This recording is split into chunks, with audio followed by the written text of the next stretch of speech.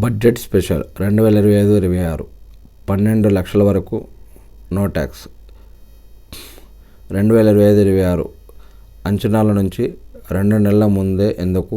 ఇంతకీ ఈసారి బడ్జెట్లో ఏముందో ఓసారి చూద్దాం. కేంద్రం బడ్జెట్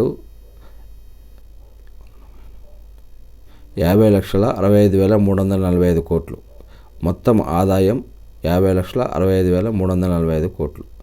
రెవెన్యూ వసూళ్లు, పన్ను వసూళ్లు, పన్నేతర వసూళ్లు, మూలధన వసూళ్లు, రుణాల రికవరీ, ఇతర వసూళ్లు, అప్పులు, ఇతర వసూళ్లు. మొత్తం వ్యయం. రెవెన్యూ ఖాతా వడ్డీ చెల్లింపులు, మూలధన ఆస్తుల కోసం కేటాయించిన గ్రాంట్లు, మూలధన ఖాతా, వాస్తవ మూలధన వ్యయం, రెవెన్యూ లోటు, నికర రెవెన్యూ లోటు, ద్రవ్య లోటు, ప్రాథమిక లోటు. రంగాల వారీగా బడ్జెట్ కేటాయింపులు.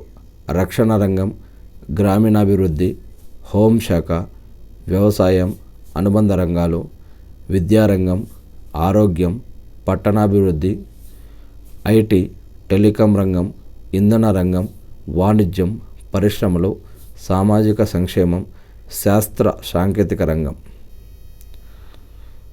ధరలు తగ్గేవి, పెరిగేవి ఫ్లాట్ ప్యానల్ డిస్ప్లే, సిగరెట్లు, అల్లిన బట్టలు. తగ్గేవి ఎలక్ట్రానిక్ వస్తువులు, ఎలక్ట్రిక్ వెహికల్స్, ఎల్ఈడి టీవీలు, సెల్ ఫోన్లు. క్యాన్సర్ అండ్ దీర్ఘకాలిక వ్యాధులు వాడే 36 రకాల drugs and medicines, lithium ion బ్యాటరీలు, లెదర్ వస్తువులు, షూ, బెల్ట్లు, పర్సులు, 1600 cc లోపు బైకులు, సముద్ర ఉత్పత్తులు. 12 లక్షల వరకు నో ట్యాక్స్. కొత్త పన్ను స్లాబులు ఇవి.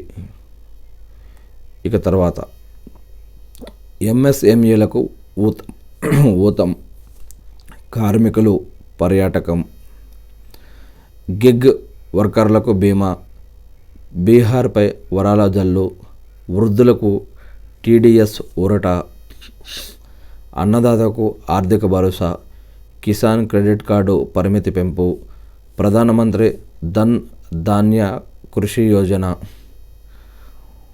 జాతీయ పత్తి కమిషన్, వ్యవసాయ రంగం కీలక నిర్ణయాలు. బడ్జెట్ అర్థం కావాలంటే కొన్ని తెలుసుకోవాల్సిందే. దాని తర్వాత వసూళ్ళు, వ్యయాలు, ఆర్థిక సంవత్సరం ఫైనాన్షియల్ ఇయర్, వ్యక్తిగతపు ఆదాయపు పన్ను మినహాయింపు పరిమితి, ప్రత్యక్ష పన్నులు, డైరెక్ట్ ట్యాక్సెస్, పరోక్ష పన్నులు, ఇండైరెక్ట్ ట్యాక్సెస్, మూలధన లాభాలు, capital gains, GDP, gross domestic product,